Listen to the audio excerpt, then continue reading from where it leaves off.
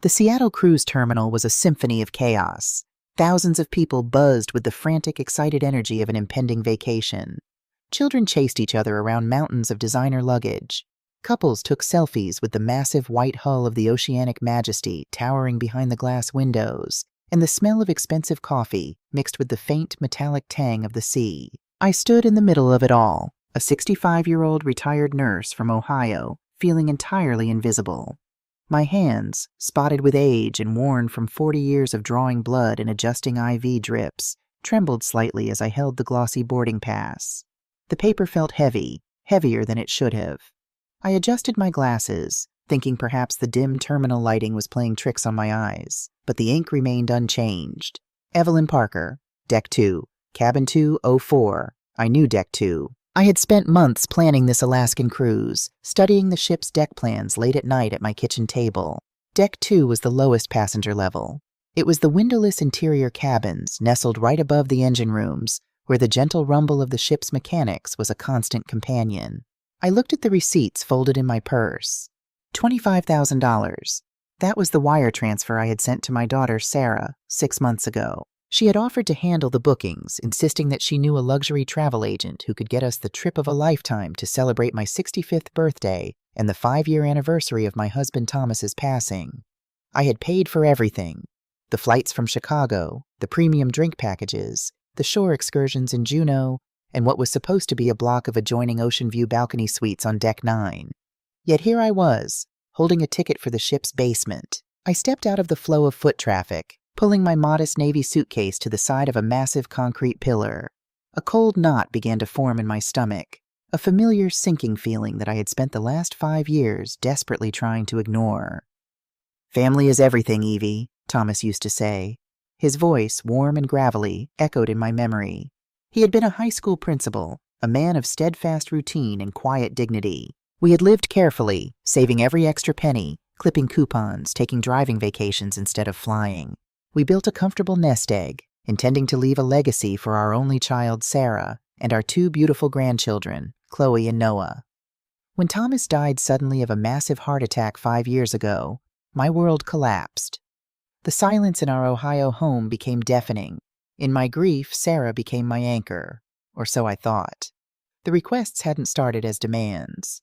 They began as soft, tearful confessions over the phone. I vividly remembered the first one. It was a rainy Tuesday, barely 6 months after Thomas's funeral. Sarah had called, her voice tight with suppressed panic. She and her husband Arthur lived in a sprawling, pristine neighborhood in a wealthy Chicago suburb. Arthur was a sales director, a man whose smile always seemed a little too rehearsed, his handshakes a little too firm. "Mom," she had sobbed, "I didn't want to worry you, but the contractor just left. The roof is completely compromised. If we don't fix it before the winter storms, the water damage will ruin the girls' bedrooms. Arthur's bonus doesn't come through until March, and we're drowning right now." My heart had ached for her. What kind of mother sits on a comfortable retirement fund while her daughter cries over a leaking roof? Thomas and I had saved for emergencies, and this was an emergency. "Don't cry, sweetheart," I had told her, gripping the phone receiver. "How much do you need?" $15,000. I transferred it the next morning. Sarah had promised, with heartfelt gratitude, to pay it back the moment Arthur's bonus cleared. March came and went. The money was never mentioned again. Instead, Sarah sent me a beautiful bouquet of lilies for Mother's Day and a framed photo of the kids standing in front of the house. The roof looked perfect. I told myself that seeing my grandchildren safe and warm was repayment enough, but the dam had broken. The precedent was set. A year later, it was Chloe's education. "Mom, the public middle school here is just terrible. The bullying is out of control, and Chloe's anxiety is skyrocketing. There's a spot open at the Oakwood Academy, but the tuition is due up front. It's $30,000. We wouldn't ask if it wasn't for Chloe's mental health. How could I say no to my granddaughter's well-being? I imagined Chloe, sensitive and sweet, crying in a school bathroom. The image was unbearable. I visited the bank the next day. The teller, a kind woman named Martha, who knew Thomas well, had given me a gentle, questioning look when I authorized the withdrawal, but I ignored it. I was being a good grandmother. I was doing what Thomas would have wanted. Then came Arthur's career crisis. 2 years ago, Sarah had flown down to Ohio by herself, sitting at my kitchen table, her hands wrapped around a mug of tea, her designer nails perfectly manicured. "Arthur's up for a massive promotion to regional vice president, Mom," she had explained, leaning in conspiratorially. "But you know how his industry is. It's all about optics. His boss literally told him he needs to project more executive presence. His old sedan is embarrassing him in front of clients. If he gets this promotion, our financial worries are over forever. We just need a bridge loan to help him get the Lexus SUV. It's an investment in our family's future." $45,000. I remember staring at my hands that day. I had worn the same winter coat for 7 years. I still bought generic brand coffee to save a few dollars a week. But my daughter was looking at me with those wide, desperate eyes, treating me like the savior of their family. The word loan was used heavily during that conversation.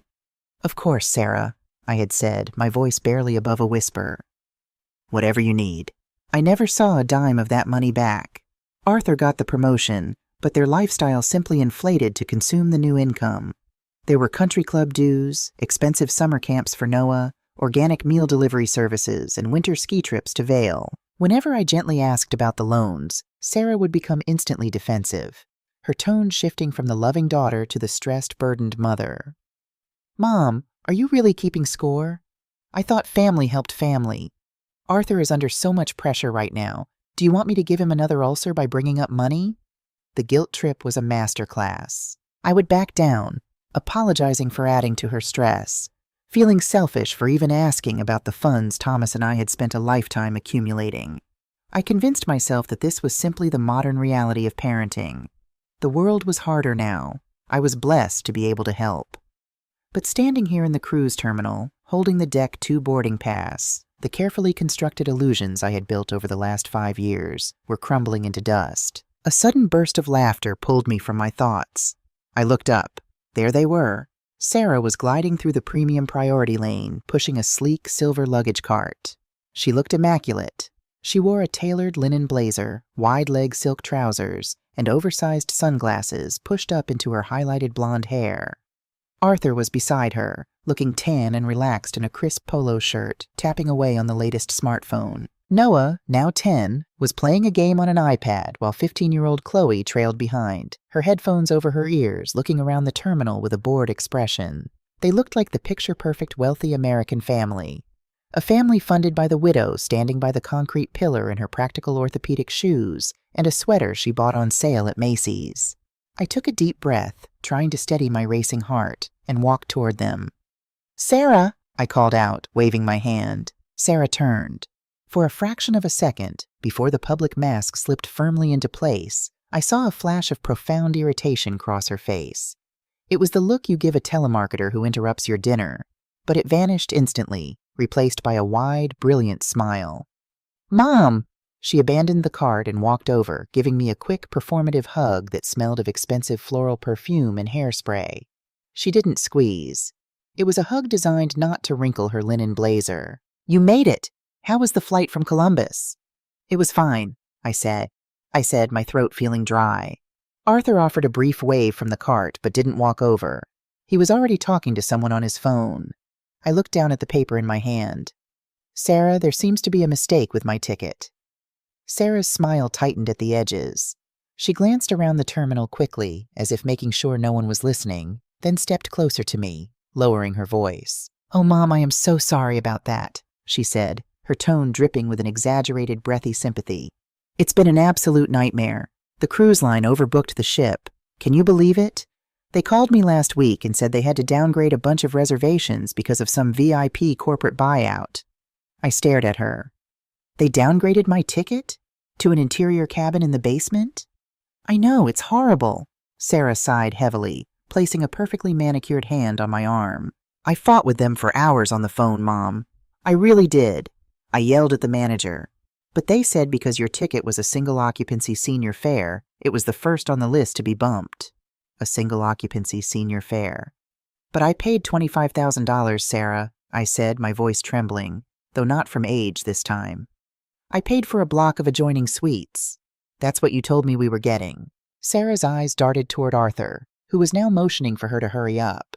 Her voice lost a fraction of its sweetness, taking on that familiar, slightly patronizing edge she used when I couldn't figure out how to use the streaming service on my television. "Mom, please don't make a scene," she whispered. "I managed to save our family suite, thank God. Otherwise, the whole trip would have been ruined for the kids. They compensated us for the downgrade with some onboard credit. I'll make sure you get a couple of free massages at the spa, okay? It's basically just a room to sleep in anyway. We'll be out by the pool all day." She was lying. It wasn't just a suspicion. It was a deep maternal intuition that hit me like a physical blow. The absolute ease with which the lie rolled off her tongue terrified me. "If the ship is overbooked," I said slowly, trying to keep my voice even, "why didn't they downgrade you and Arthur? You're younger. The kids could have taken the interior room." Sarah let out a short, incredulous laugh, as if I had just suggested we swim to Alaska. "Mom, be reasonable. Arthur has claustrophobia. He can't sleep without a window. Plus, he's been working 80-hour weeks. He needs the suite to decompress. You're retired. You don't have the kind of stress he does." Before I could respond, Arthur finally walked over.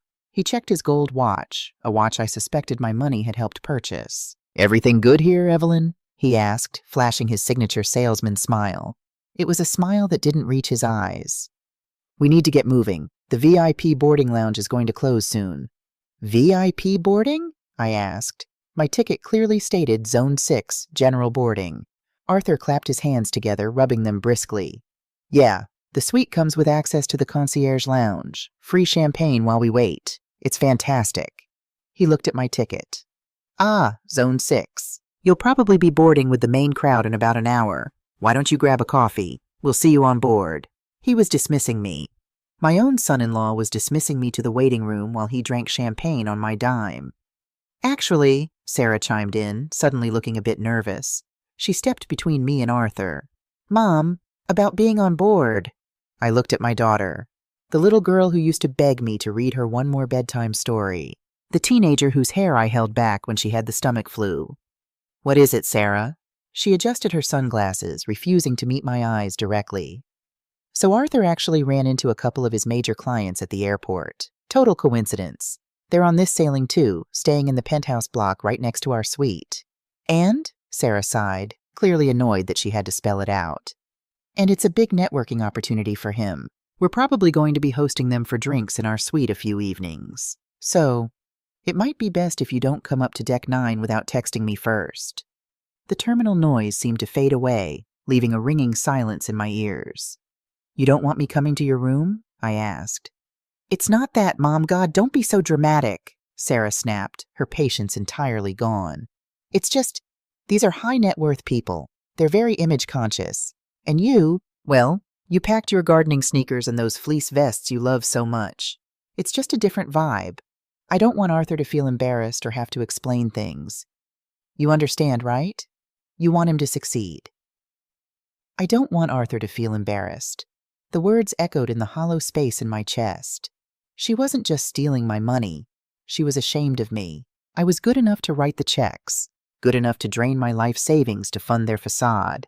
But I wasn't good enough to stand in the same room as the people they were trying to impress. I was a financial resource, and an embarrassing one at that. A hot, prickly sensation started at the back of my neck. It wasn't the familiar, crushing guilt that Sarah usually managed to induce. It wasn't the deep, mourning sadness I had carried since Thomas died. It was rage. Pure, crystalline, unadulterated rage. It was a feeling so foreign to me that for a moment it stole my breath. I had spent my entire life being accommodating. As a nurse, my job was to soothe, to yield, to make others comfortable.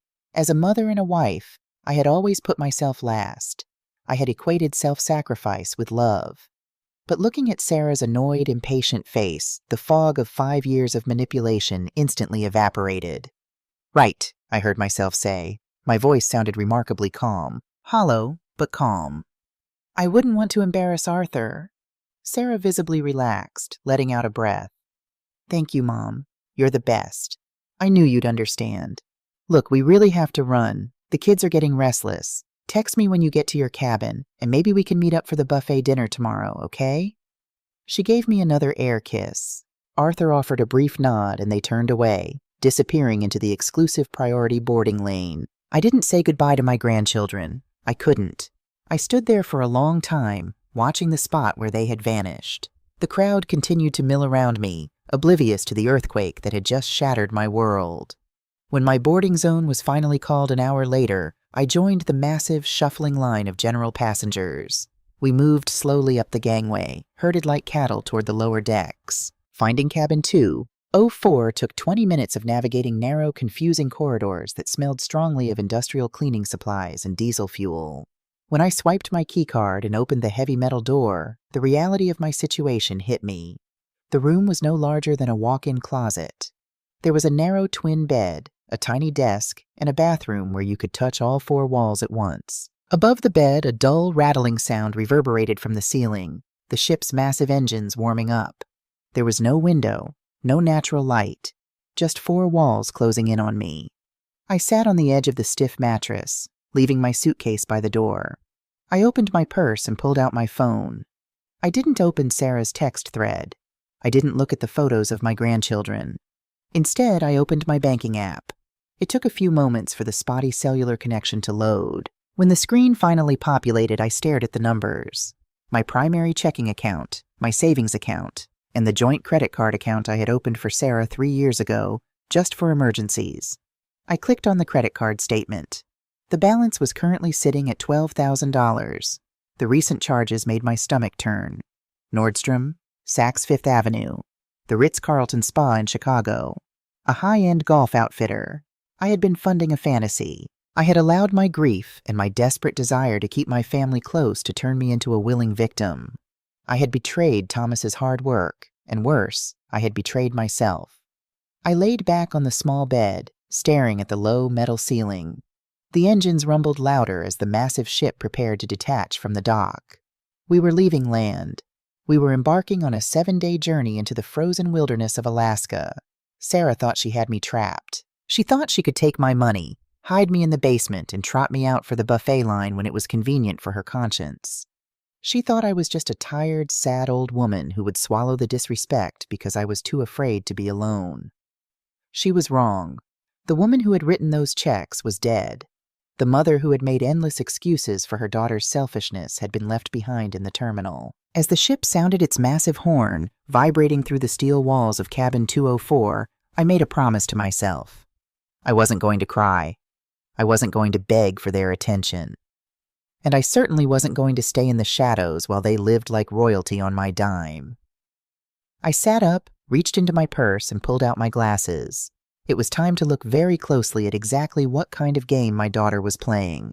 And more importantly, it was time to decide how I was going to end it. The constant, low-frequency hum of the ship's massive diesel engines made the cheap metal hangers in my closet vibrate throughout the night.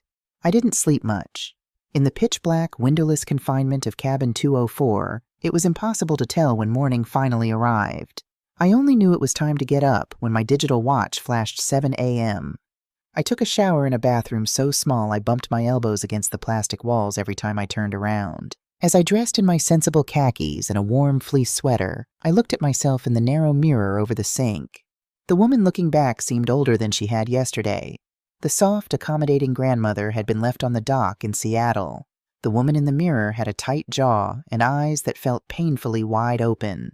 I left the claustrophobic hallway of Deck 2 and took the elevator up. I bypassed the crowded buffet on Deck 10 and walked out onto the open promenade on Deck 9, the deck where my suite was supposed to be.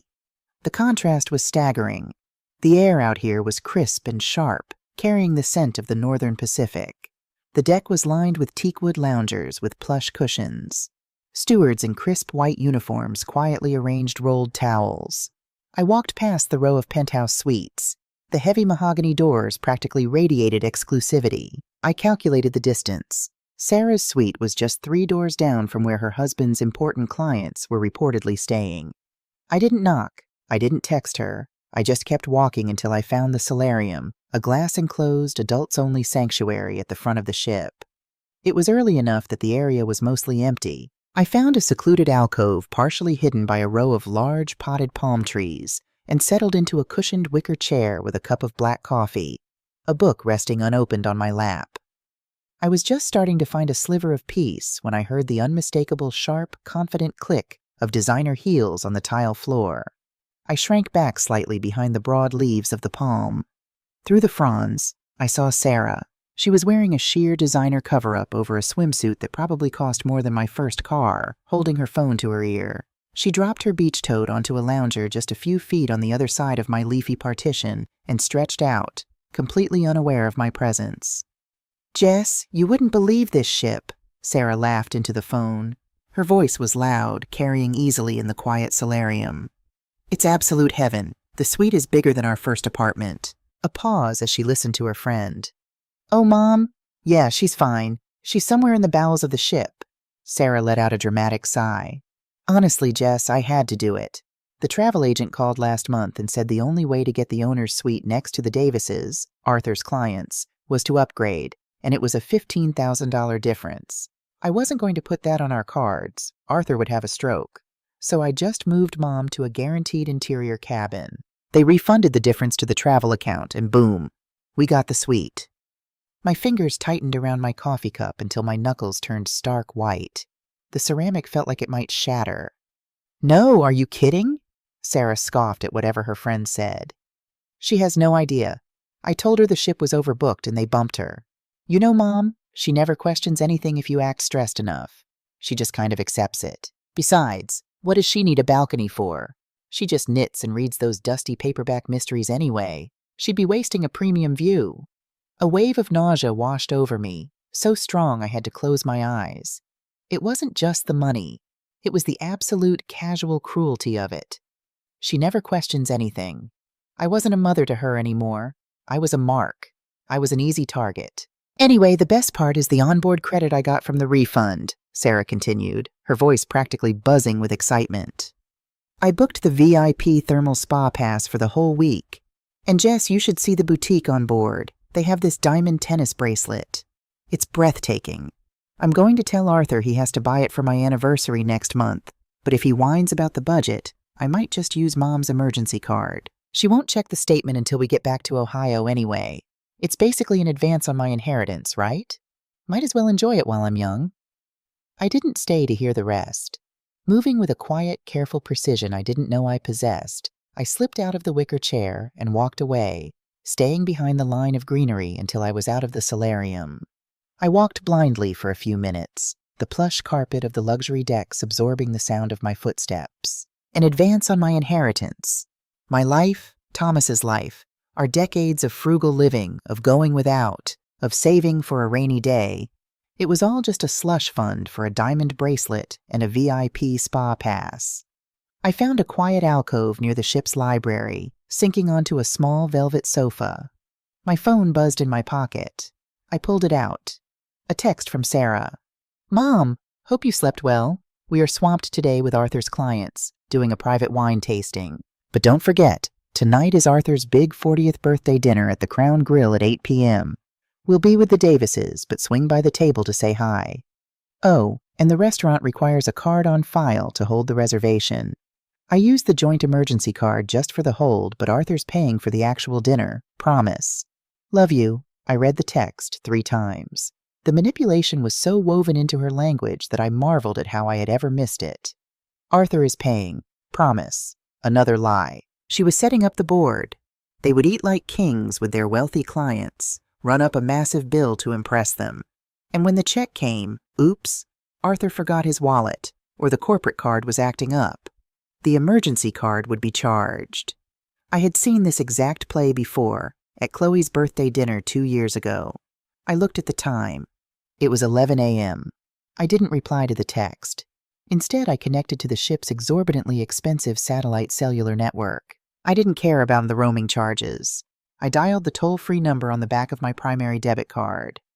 "First National Bank, this is Derek. How can I help you today?" "Hello, Derek. This is Evelyn Parker," I said. My voice was steady, completely devoid of the tremor that usually accompanied my anxiety. "I need to speak to the fraud department or whoever handles immediate account closures." "I can assist you with that, Mrs. Parker. Is everything all right?" "I need to cancel a credit card, the Visa ending in 4409, the one with Sarah Mitchell listed as an authorized user." "Certainly, ma'am. Let me pull up the account. I can put a temporary freeze on it right now if you suspect compromised activity. No, Derek, I said, my tone absolute. Not a freeze. I want the account closed, permanently. I want the card deactivated this very second. Any charges attempted after this moment must be declined. I heard the rapid clicking of a keyboard on the other end. All right, Mrs. Parker. Before I finalize the closure, I do see a pending pre-authorization from earlier this morning for Oceanic Majesty the Crown Grill in the amount of $500. Do you want to dispute that? $500 just to hold the table. Let the hold drop, I instructed. But close the account. Ensure that no final charges can be pushed through. Understood. The account ending in 4409 is now officially closed. The card will no longer function for any transactions, holds, or purchases. Thank you, Derek. I hung up the phone. For the first time since boarding this floating palace, I took a deep, full breath. My chest, which had felt tight and constricted for 5 years, suddenly felt remarkably light. The bleeding had stopped. The rest of the day, I actually enjoyed the cruise. I found a quiet, hidden deck chair at the back of the ship and read my dusty paperback mystery. I ate a sensible lunch at the buffet, enjoying a plate of fresh salmon and a quiet conversation with a retired schoolteacher from Oregon. I did not text Sarah. I did not look for them. I let the hours drift by, feeling a strange electric anticipation building in my veins. By 7:30 p.m., I went back to cabin 204. I changed out of my fleece sweater and put on a crisp white blouse and a modest, elegant black skirt. I applied a touch of lipstick. I looked in the mirror again. I didn't look like an ATM anymore. I looked like a woman who was in control. At 8:15 p.m., I took the elevator to Deck 7. The Crown Grill was the ship's premier specialty dining venue. It was a masterpiece of dark mahogany, brass fittings, and low amber lighting. An adjacent cocktail lounge, separated from the main dining floor by a waist-high wall of frosted glass and decorative metalwork, offered a perfect vantage point. I walked into the lounge, asked the hostess for a small table near the partition, and sat down. Through the frosted glass, I had a clear, unobstructed view of the center of the restaurant. It wasn't hard to spot them. Arthur and Sarah were holding court at a large, round booth directly in the middle of the room. Sarah looked stunning in a backless emerald green cocktail dress. Arthur was in a custom-tailored tuxedo jacket. Sitting across from them was another couple, the Davises, presumably. They looked wealthy, bored, and demanding. I watched the performance unfold over the next 2 hours. It was a masterclass in aggressive social climbing. Arthur laughed too loudly at Mr. Davis's jokes. Sarah fawned over Mrs. Davis's jewelry. I watched as the sommelier brought out bottle after bottle of wine, presenting the labels to Arthur with a slight bow.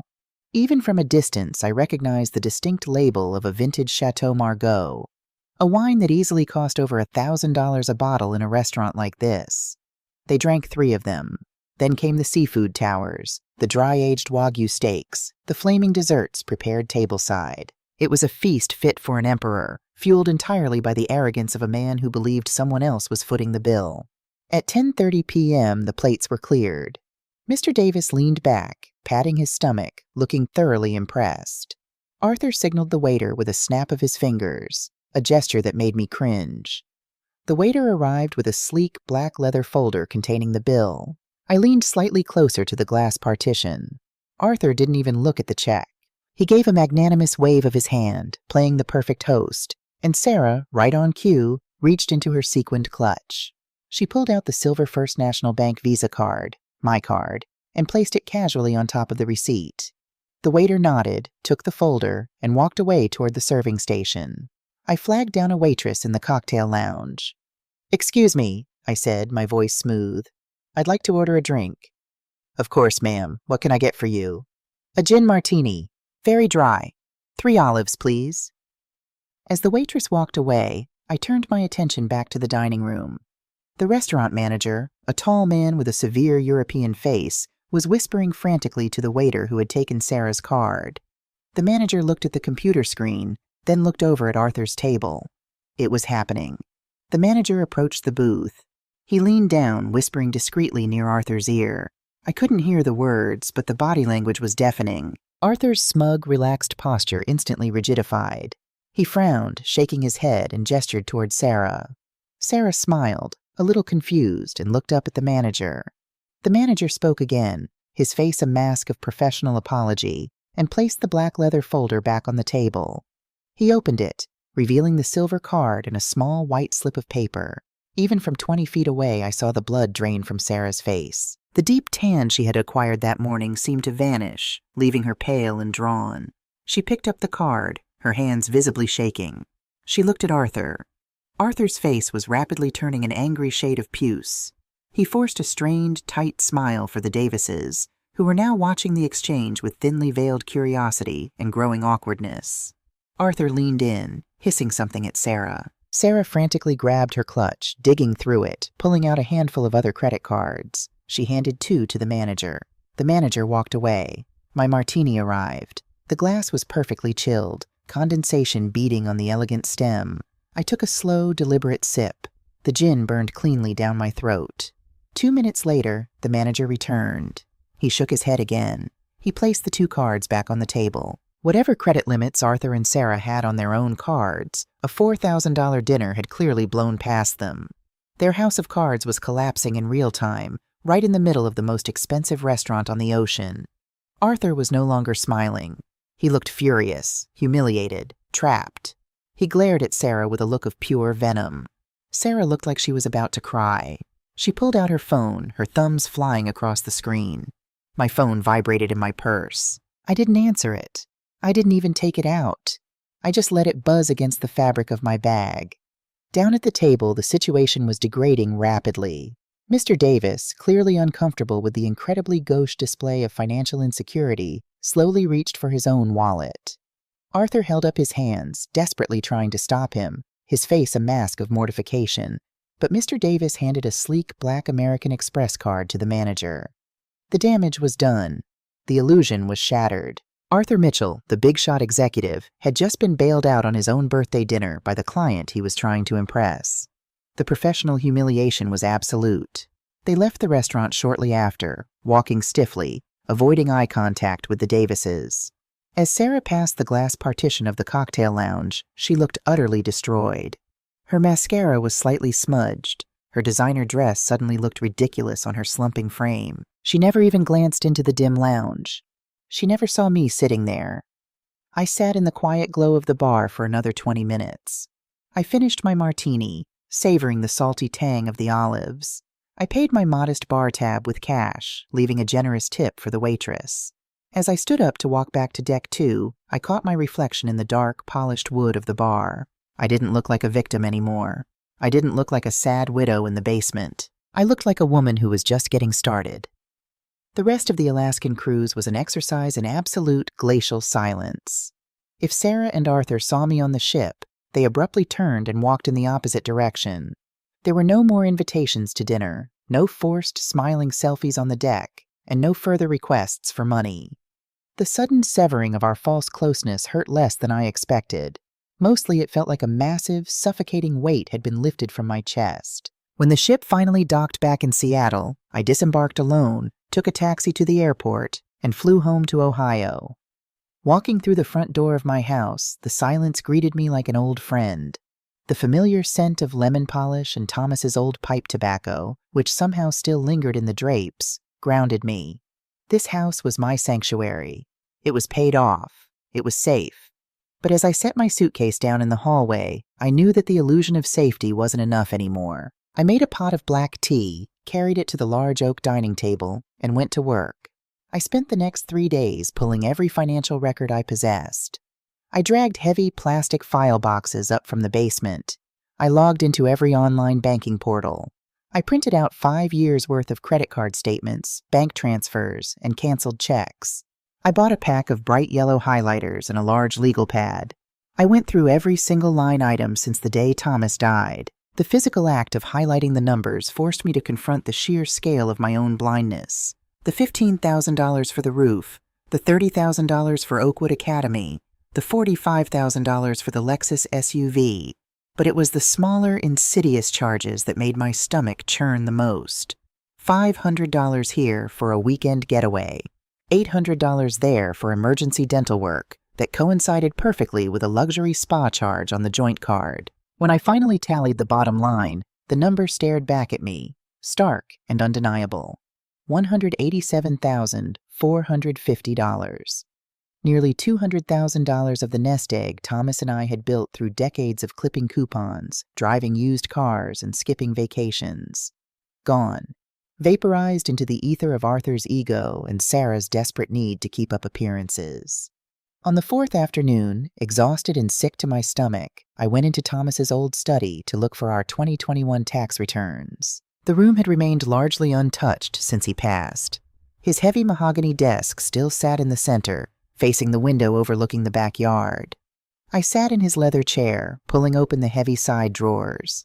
In the very bottom drawer, beneath a stack of old warranties and appliance manuals, my hand brushed against something hard and wrapped in a soft velvet cloth. I pulled it out. It was a heavy, brass-cornered ledger. I frowned, tracing the embossed leather cover. Thomas had always been meticulous with his record-keeping, but I had never seen this book before. The brass clasp was locked, but I knew my husband. I reached under the middle desk drawer, feeling for the small piece of tape where he always hid his spare keys. It was still there. The tiny key turned with a satisfying click. I opened the ledger. The first page was dated 6 months before he died. Seeing his neat, blocky handwriting again brought a sudden, violent sting of tears to my eyes. Evie, the first line read, "If you are reading this, my heart finally gave out on me, and you are sitting in my chair trying to make sense of the paperwork. I am so sorry to leave you." I touched the ink, my breath catching in my throat. "I need to tell you something I couldn't bring myself to say out loud." The letter continued. "I love Sarah with all my heart. She is our daughter.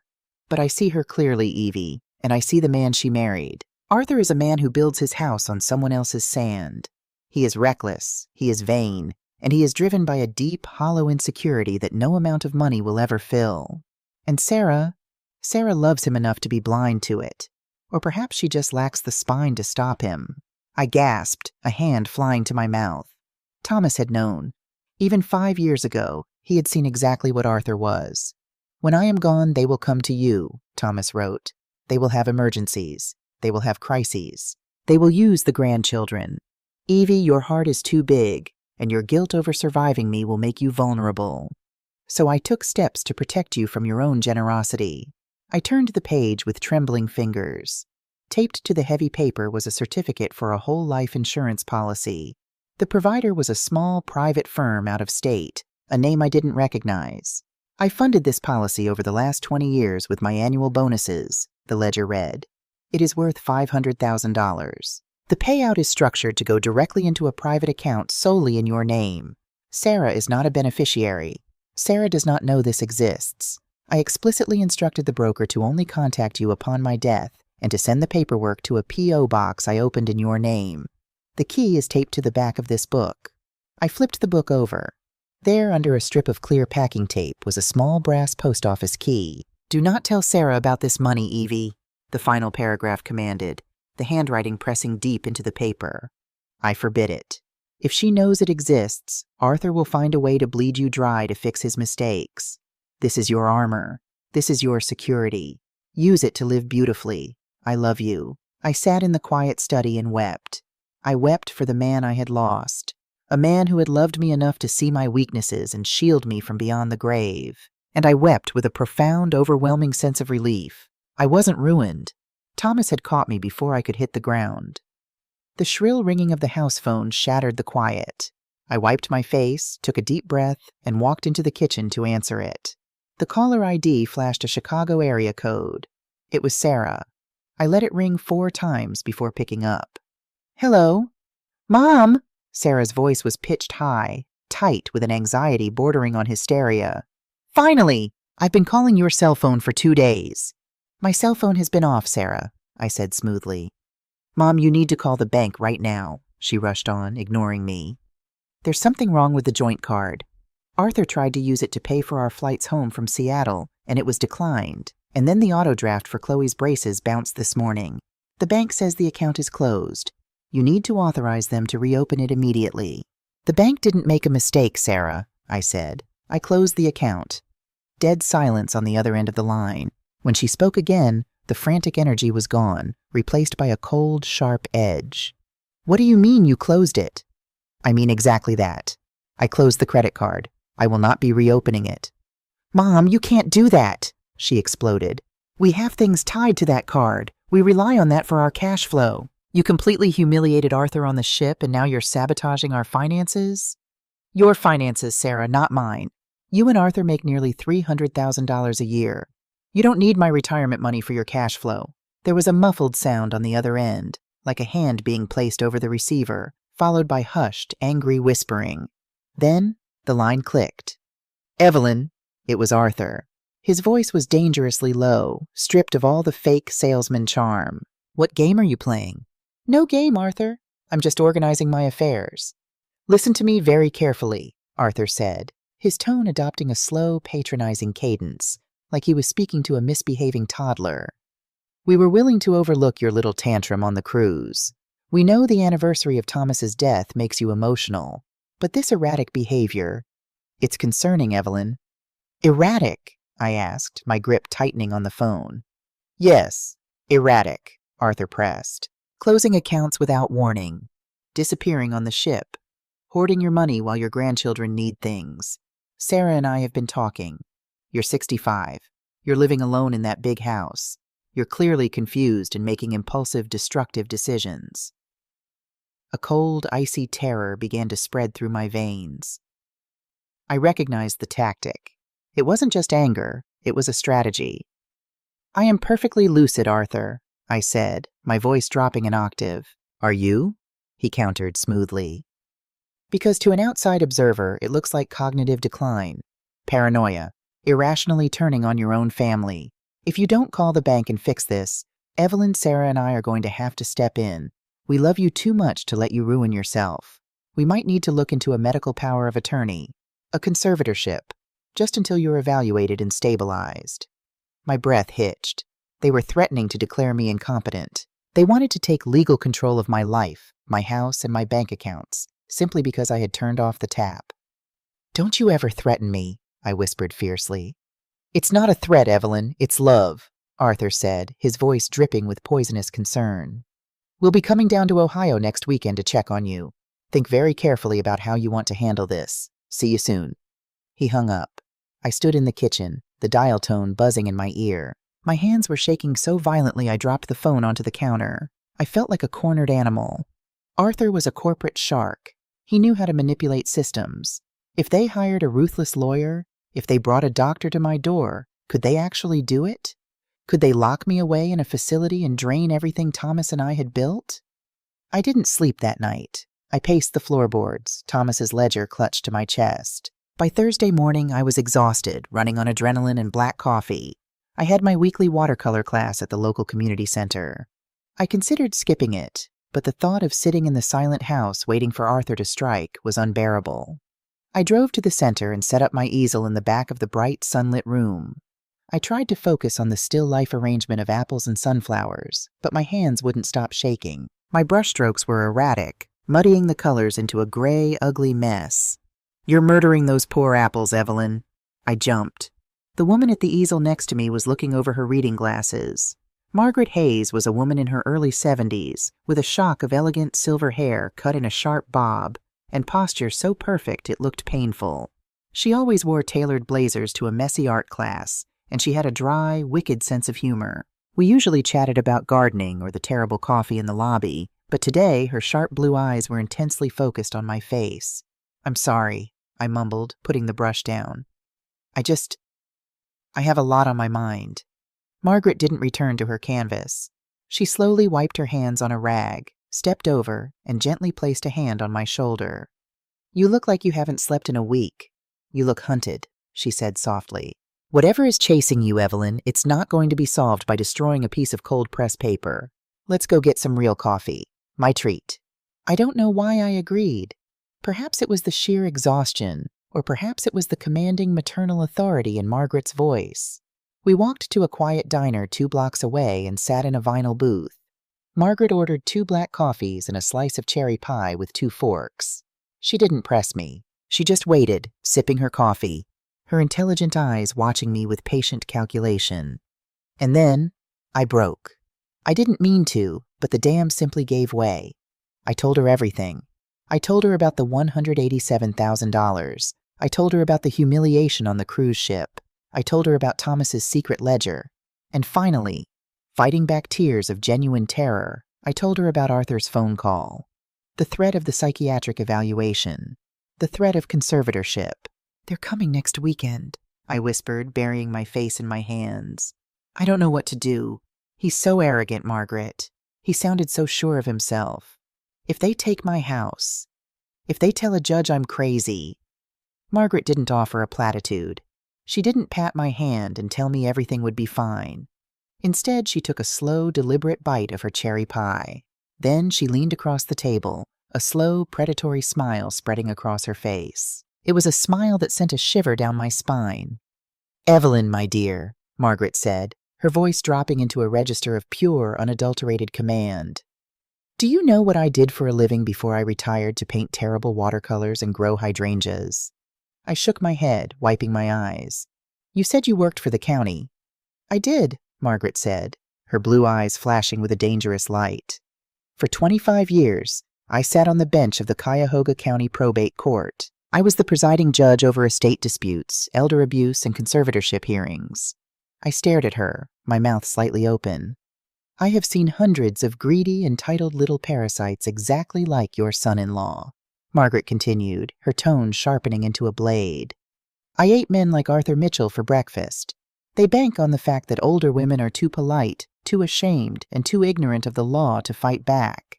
"Can they do it?" I asked, my voice trembling. "Can he take my money?"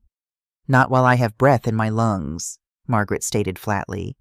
"Your son-in-law is playing a game of intimidation. To get a conservatorship, they have to prove severe cognitive decline to a judge. But they are banking on surprising you. They want to corner you, rattle you, and get you to sign a power of attorney under duress. We are not going to let that happen." Margaret reached into her designer handbag and pulled out a sleek silver pen and a small notepad. "You don't need to be afraid, Evelyn. You need armor, and I know exactly where to buy it." She scribbled a name and a phone number on the paper. "This is David Vance. He was the most ruthless, brilliant estate litigator that ever argued in my courtroom. He is a bulldog in a bespoke suit. I am going to call him right now, and we are going to his office at 2 o'clock this afternoon." "What are we going to do?" I asked, looking at the paper as if it were a life raft. "We are going to build a fortress," Margaret smiled grimly. "We are going to set up an irrevocable living trust. We are going to transfer your house, your bank accounts, and Thomas's secret $500,000 into that trust.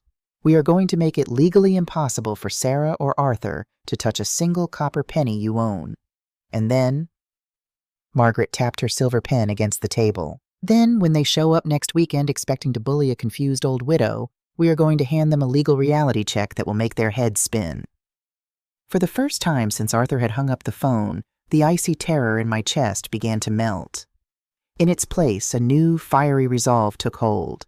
I looked at the retired judge sitting across from me, and for the first time in 5 years, I truly believed I was going to be okay.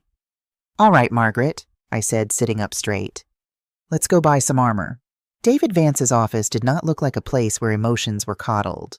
Located on the top floor of a sleek glass building in downtown Cleveland, it was a fortress of dark leather, polished walnut, and towering bookshelves filled with thick legal volumes. David himself was a man in his late 40s with sharp, intelligent eyes and the ruthless, efficient energy of a hunting dog on a fresh scent. When Margaret and I walked into his office, he didn't offer me the patronizing, sad smile I had received from bank tellers and acquaintances since Thomas died. He shook my hand firmly, gestured for us to sit, and immediately pulled out a legal pad. "Judge Hayes gave me the brief on the drive over, Mrs. Parker," David said, his voice crisp. "Let's not waste time. Your son-in-law is setting the stage for a hostile conservatorship. It's a classic playbook. They isolate the target, manufacture a narrative of cognitive decline, and use the probate courts to seize control of the assets." "Can he do it?" I asked, my hands gripping the armrests of the leather chair. "Not if we move faster than he does," David replied, uncapping a fountain pen. "Today we are establishing a revocable living trust. You will be the sole trustee, meaning you maintain absolute control over every penny while you are alive and of sound mind. We will deed your house into the trust. We will move your bank accounts, your investment portfolios, and your late husband's life insurance policy into the trust." He leaned forward, his eyes locking onto mine. "If Arthur tries to petition the court, He won't be suing a lonely widow. He will be going up against a legally fortified entity protected by my firm. I will personally file an injunction so fast it will make his head spin. Furthermore, we are drafting a new medical and financial power of attorney today. You are naming Judge Hayes here as your agent, with myself as the secondary." Margaret offered a grim, satisfied smile from the chair next to me. "They won't have the legal authority to authorize a Band-Aid for you, Evelyn, let alone commit you to a facility," she said. We spent 4 hours in that office. I signed my name so many times my wrist ached. But with every stroke of the pen, I felt the heavy, suffocating chains of the past 5 years falling away. I was taking my life back. I was protecting Thomas's legacy. Before we left, David closed the thick file folder. "There is one more thing, Mrs. Parker. In cases like this, aggressive offense is the best defense. Arthur Mitchell is acting desperate. Men in his income bracket don't usually threaten to lock up their mother-in-law over a closed credit card unless they are facing a severe liquidity crisis. With your permission, I'd like to run a discrete asset and liability check on him. If they plan to walk into a courtroom and claim they are acting in your best financial interest, I want to know exactly what their financial interests look like." "Do it," I said without hesitation. 3 days later, I was in my garden, aggressively pruning the overgrown rose bushes, when my cell phone rang. It was David Vance. "Mrs. Parker, I have the preliminary report on Arthur and Sarah Mitchell," David said. His professional detachment had slipped slightly, replaced by a tone of profound disgust. "Are you sitting down?" I pulled off my gardening gloves and sat on the wooden bench Thomas had built. "I am. What did you find, David?" "It's a house of cards, Evelyn, and it's currently on fire."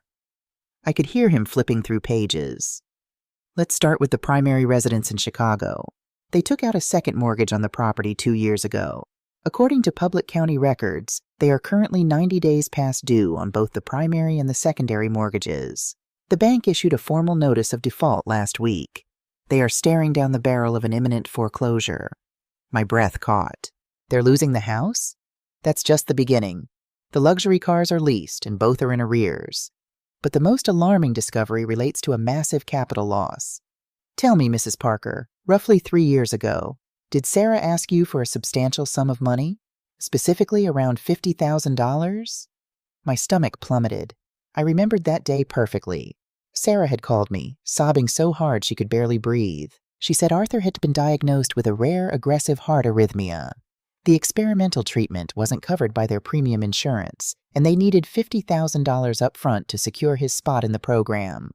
I had wired the money from my retirement account, terrified I was going to lose my son-in-law. "Yes," I whispered, feeling the bile rise in my throat. "She said it was for a life-saving medical treatment for Arthur's heart." David let out a harsh breath.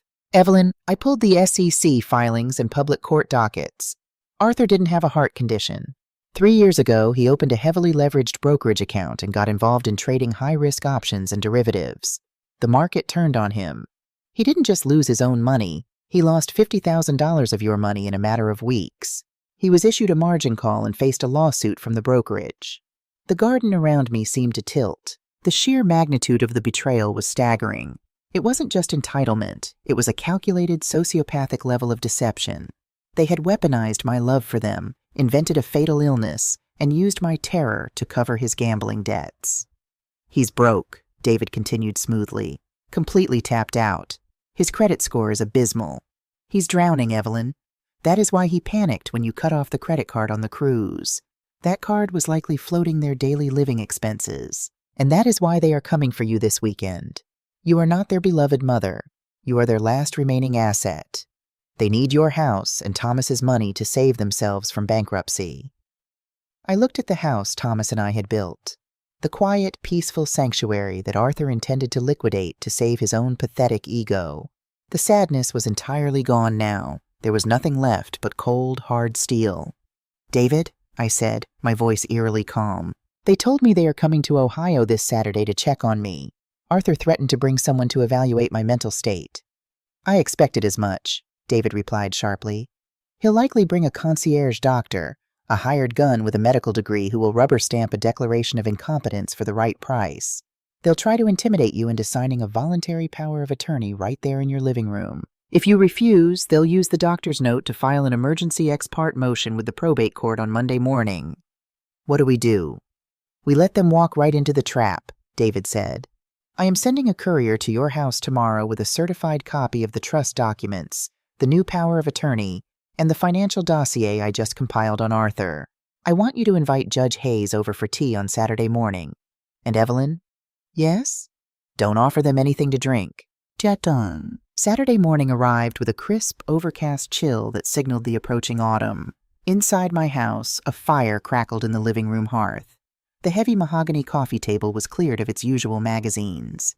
In the center sat a thick black leather folder.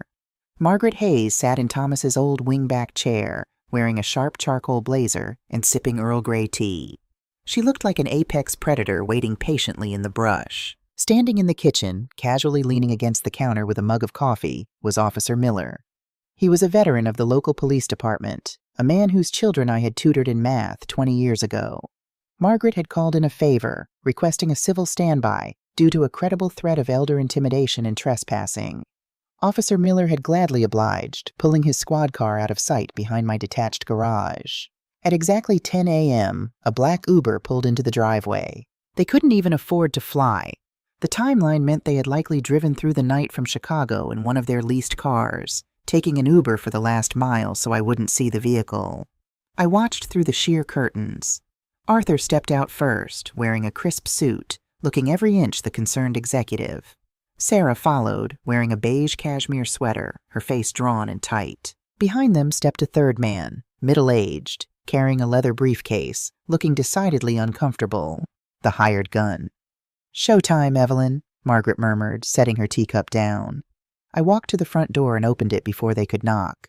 "Mom!" Sarah gasped, stepping forward with her arms outstretched, performing the role of the desperate, loving daughter perfectly. I didn't step back, but I held up a hand, stopping her dead in her tracks. "Sarah, Arthur, come in." They stepped into the foyer. The third man followed awkwardly. "Evelyn, it's good to see you," Arthur said, his voice dripping with heavy, condescending sympathy. "This is Dr. Evans. He's a specialist from Chicago. We brought him down because, well, we've been very worried about you since the cruise." "Have you?" I asked neutrally. "Let's go into the living room." As we walked into the living room, Arthur and Sarah both froze. Margaret remained seated in the wingback chair, her hands folded neatly in her lap, her sharp eyes fixing them with a terrifying intensity. "Who is this?" Arthur demanded, his polite facade cracking slightly. "I'm a friend of Evelyn's," Margaret said smoothly, not offering her hand. "You may proceed, Mr. Mitchell. Don't let me interrupt your medical intervention." Arthur looked at Sarah, a flicker of panic in his eyes, but his arrogance quickly overrode it. He turned back to me, adopting a tone of forced patience. "Evelyn, we don't need an audience for this. This is a private family matter. Whatever you have to say to me, Arthur, you can say in front of Margaret. Or you can leave." Arthur's jaw tightened. He gestured to the man with the briefcase. "Fine. Mom, Dr. Evans is a neuropsychiatrist. After your erratic behavior, closing accounts, hiding on the ship, cutting off contact, we consulted with him. We believe the grief of Thomas's death has triggered early-onset cognitive decline. Dr. Evans is here to do a brief, painless evaluation to get you the help you need." Dr. Evans cleared his throat, looking everywhere but at me. "Mrs. Parker, I just have a few standard questions. You are not licensed to practice medicine in the state of Ohio, Dr. Evans." Margaret's voice cut through the room like a whip, which means any medical evaluation you conduct across state lines for the purpose of a legal proceeding is a violation of the Medical Board's ethics code. Should I make a phone call to the Illinois Medical Board right now, or would you like to pack up your little briefcase and wait outside? Dr. Evans turned pale. He looked at Arthur, then at Margaret's icy, unwavering glare. Without a single word, he turned on his heel and practically sprinted out the front door, the latch clicking shut behind him. The silence in the room was absolute. Arthur's face flushed a dark, angry crimson. "What the hell is this, Evelyn? Who is this woman?" "That woman," I said, stepping forward, "is the Honorable Margaret Hayes, retired presiding judge of the Cuyahoga County Probate Court, and she is the primary agent on my newly executed medical and financial power of attorney." Sarah gasped, her hand flying to her mouth. "Mom, what have you done?" "I protected myself," I said calmly. I walked over to the coffee table and picked up the black leather folder. I dropped it onto the glass surface directly in front of Arthur. It landed with a heavy, satisfying thud. You see, Arthur, when you threatened to have me declared incompetent and seize my assets, I had my lawyer look into why you were so desperate. I thought maybe it was just greed. I didn't realize it was survival. I opened the folder. The first page was the bank's notice of default on their Chicago mansion. 90 days past due on the first and second mortgage, Arthur? I asked, watching his eyes widen in absolute horror as he saw the document. Foreclosure proceedings starting next week? Mom, please, you don't understand. Sarah started to cry, stepping toward me. Don't touch me, I snapped, the authority in my voice freezing her in place. I turned the page. And this is my favorite. $50,000, Sarah. You sat in my kitchen and cried about Arthur's heart condition. You let me believe my son-in-law was dying. I pulled out the SEC filing and the brokerage lawsuit, holding it up. Derivatives, options trading. You used my terror, my love for you, to cover a gambling debt. That's a lie, Arthur shouted, stepping toward me, his fists clenched. That data is illegally obtained. You crazy old bitch, I'll sue you for— You won't sue anyone, Mr. Mitchell, a deep voice boomed from the hallway. Arthur spun around. Officer Miller stepped into the living room, his hand resting casually on his utility belt. The sight of the uniform instantly drained the remaining color from Arthur's face. Officer Miller is here to ensure a peaceful resolution to this trespassing incident, I said softly. I looked at Sarah. She was weeping openly now, her mascara running down her cheeks, the perfectly curated facade shattered into a million pieces. She looked small, pathetic, and entirely broken. For a brief second, the ghost of the mother I used to be wanted to reach out and comfort her. But the woman I was now simply felt a profound, exhausting pity. You came here today to steal my house and lock me away, I said, my voice steady, carrying the weight of 5 years of betrayal. But you are too late. As of Wednesday, this house, my bank accounts, and Thomas's $500,000 life insurance policy that you never knew about have been transferred into an irrevocable living trust. I own nothing in my name. You cannot sue me. You cannot commit me. There is not a single penny left for you to take. Arthur stared at me, his mouth opening and closing like a suffocating fish. The reality of his situation, the impending bankruptcy, the foreclosure, the absolute failure of his master plan, was crashing down on him all at once. Mom, please, Sarah sobbed, dropping to her knees on the Persian rug. We're going to lose everything. We'll be homeless. What about Chloe? What about Noah? You can't do this to your grandchildren. Please, I'm begging you. Help us. The manipulation was instinctual. Even now, stripped bare, she reached for the only weapon she had left. The kids. I am not doing this to you, Sarah, I said gently, though my heart ached at the mention of my grandchildren. You did this to yourselves. I was your mother, not your bank. And you chose to treat me like a machine. I looked at Officer Miller. I would like these people removed from my property. They are no longer welcome here. If they return, I want them arrested for trespassing. You heard the lady, Officer Miller said, stepping forward and gesturing toward the door. Time to go, folks. Move it. Arthur didn't say another word. The fight had been completely drained out of him. He looked hollowed out, utterly defeated by the very woman he had dismissed as a weak, gullible mark. He turned and walked out the door, not even waiting for his wife. Sarah stayed on the floor for a moment longer, looking up at me through tear-soaked eyes. She was waiting for me to break. She was waiting for the unconditional, foolish love to override my common sense. I just looked back at her. I didn't smile. I didn't scowl. I just let her see the absolute emptiness where my enabling used to be. Slowly, she got up. She didn't say goodbye. She walked out the door, her shoulders slumped, her designer sweater looking suddenly cheap and worn. When the door finally clicked shut and the sound of the Uber pulling away faded down the street, the silence returned to the house. But this time it wasn't lonely. It was peaceful. Margaret stood up, brushing a non-existent piece of lint from her blazer. She walked over to the coffee table, closed the black leather folder, and handed it to me. Well done, Evelyn, she said softly. Thomas would be very, very proud of you. I took the folder, feeling the solid weight of it in my hands. I looked around the beautiful, quiet room that belonged to me and only me. Yes, I smiled. the first genuine smile I had felt in years. I think he would be. The fallout from that Saturday morning was swift and absolute. I didn't have to hire a private investigator to know what happened next. In the tight-knit, image-obsessed circles of the Chicago suburbs, bad news travels faster than a prairie fire. By Thanksgiving, Arthur's brokerage lawsuit became public knowledge. His firm, a company built entirely on the illusion of financial stability, unceremoniously fired him. The bank foreclosed on their sprawling mansion just a week before Christmas. They were forced to sell the leased Lexus and the Mercedes back to the dealership at a massive penalty, and the country club quietly revoked their membership. I heard through a mutual acquaintance that they had moved into a cramped two-bedroom apartment in a struggling neighborhood. Sarah had been forced to take a job as a receptionist at a dental office, her first actual job in 15 years. I felt no malicious joy in their downfall.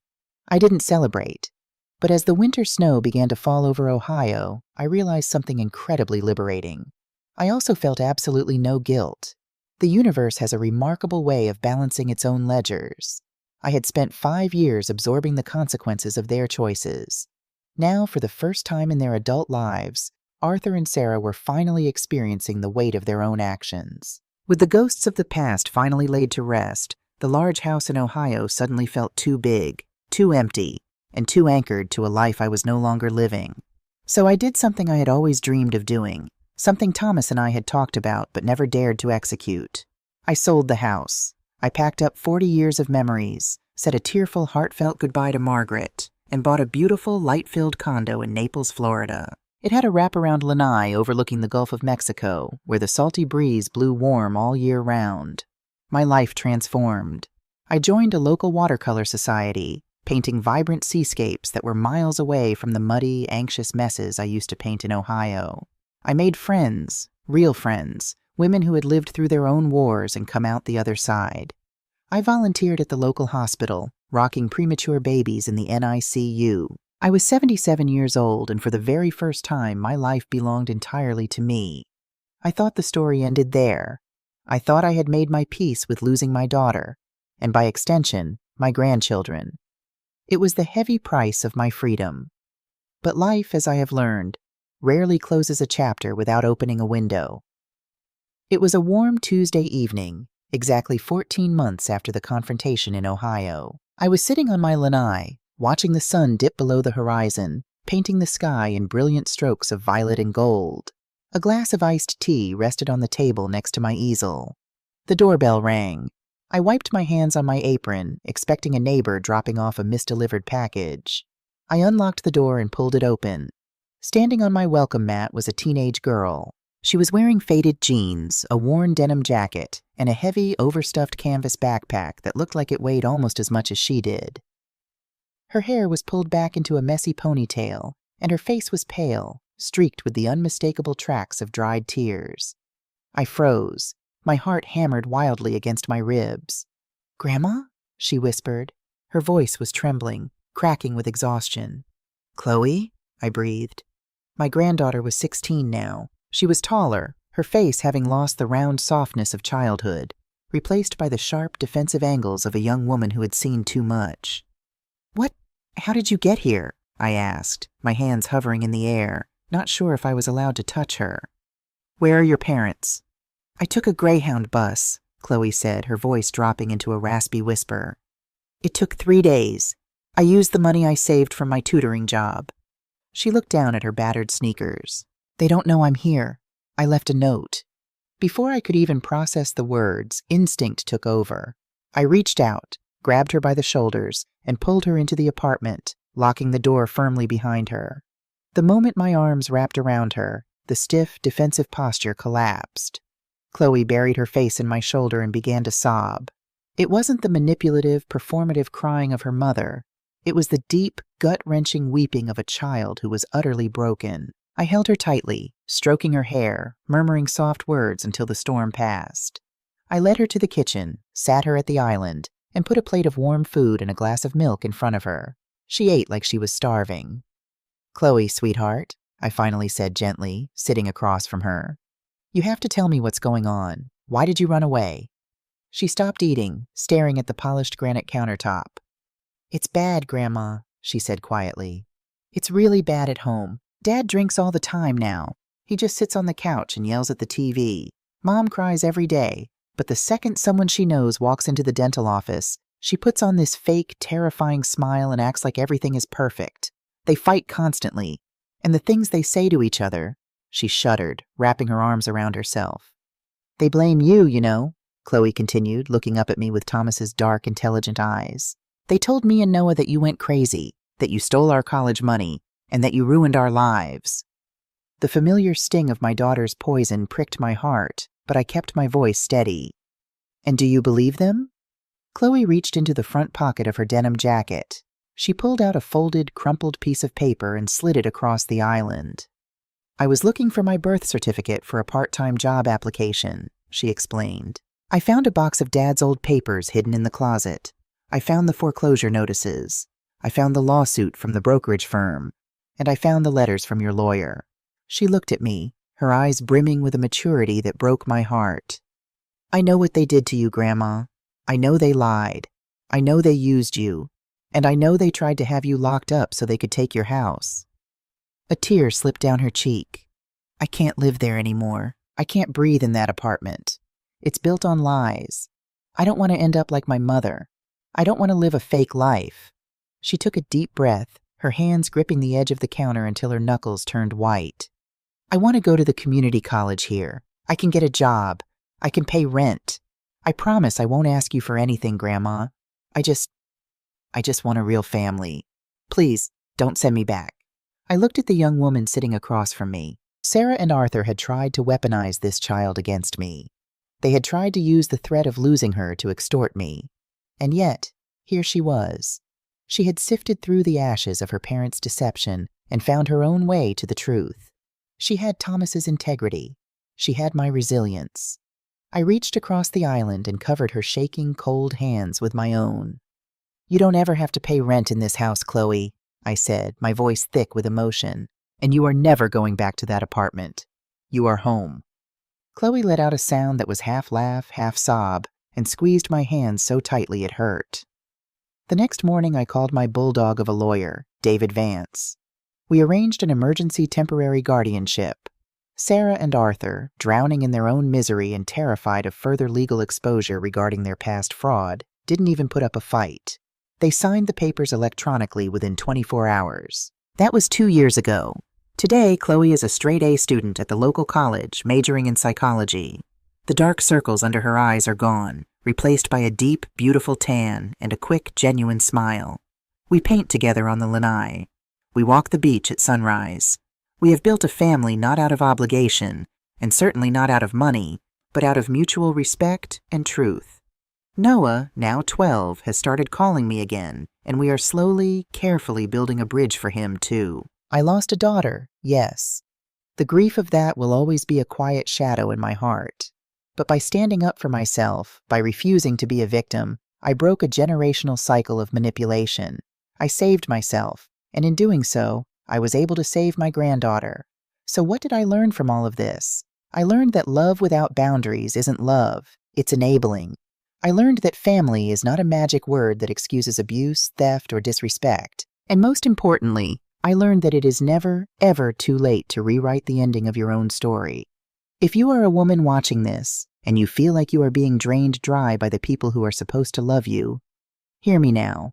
You do not have to set yourself on fire just to keep someone else warm. Your money is yours. Your peace is yours. Your life is yours. Protect it. Fight for it. Because you are worth it. Thank you for listening to my story. If my journey resonated with you, please share this video. There is a woman out there right now sitting in the dark, wondering if she has the strength to say no. Let's show her that she does. Stand tall, ladies, and take your power back.